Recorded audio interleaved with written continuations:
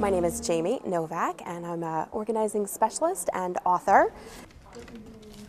Today we're at the East Brunswick Public Library, and we're going to be getting organized for the new year, cutting the clutter and storing the stuff. So the first thing you'll do is to open your packet of hanging file folders. And you know how it has the little clear with the little labels and we're not doing that. I know it sounds great. And for those of us that kind of skew to the side of being perfectionists, this is the part where it's very exciting to get organized because we think, oh, now we get to look at the consumer reports and figure out which is the best label maker. Then we get to shop for color-coded file folders, maybe teal and raspberry. And then we get to have the great debate. We might even make a pie chart about should we go with a script font or a block font for our labels. And then finally, you've got this box, and it's beautifully labeled. There's not a paper inside. You've been so busy getting the perfect system set up and wanting to do it just right that the paper pile has continued to grow. So I guess I'm one of those that was probably born with the organizing gene, if you will. And so I just continued to practice and develop that through the years. And so I was actually an administrative assistant for a long time and used those organizing skills. And then someone said, hey, can you give a program on how to organize an office? And I did. And it grew from there. And it seems to be a very popular topic. So today, I figure, paperwork is a big issue, and it's the start to the new year, so what a wonderful time to kind of start fresh with our paperwork and our paperwork pile.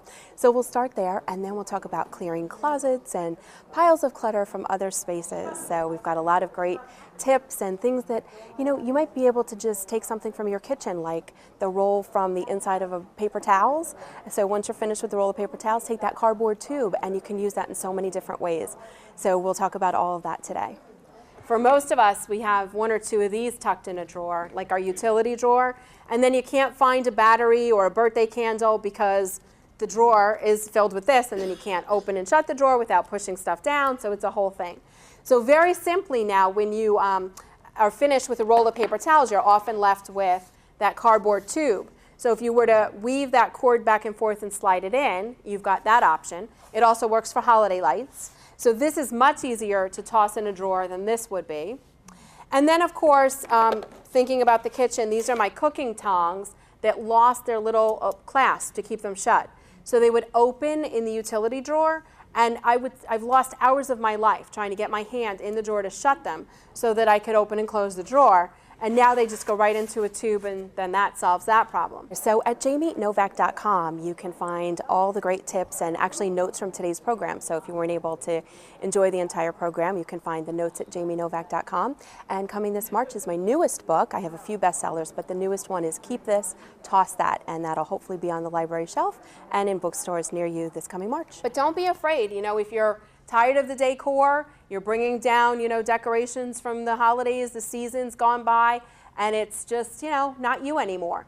I had a gorgeous, cornucopia with all these different squash, and then I was like, why? They're falling off the table, and then the dog's running away with them, and it was a whole thing.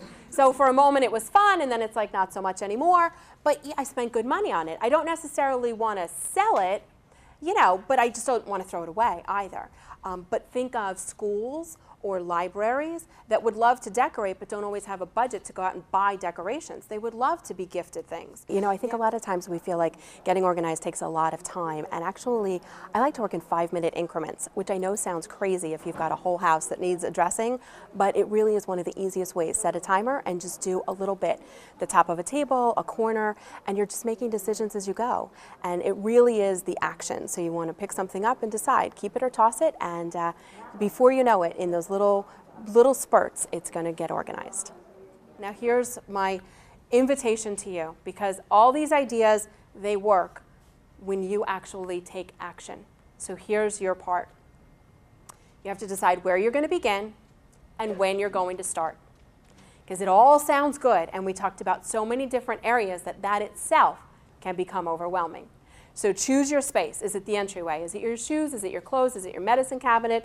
Is it the food storage containers? Is it your bag collection? Wherever you'd like to begin, maybe it's the junk drawer, it doesn't really matter. You just need to choose a space, and now you need to say when.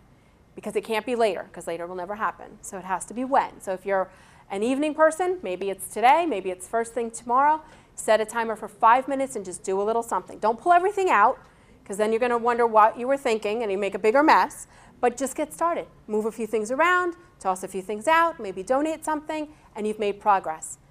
And you've built on that success. And now you do another 5 minutes and another 5 minutes, and before you know it, 60 years worth of stuff you're going through in small increments, and you're making positive changes. And that's how it starts.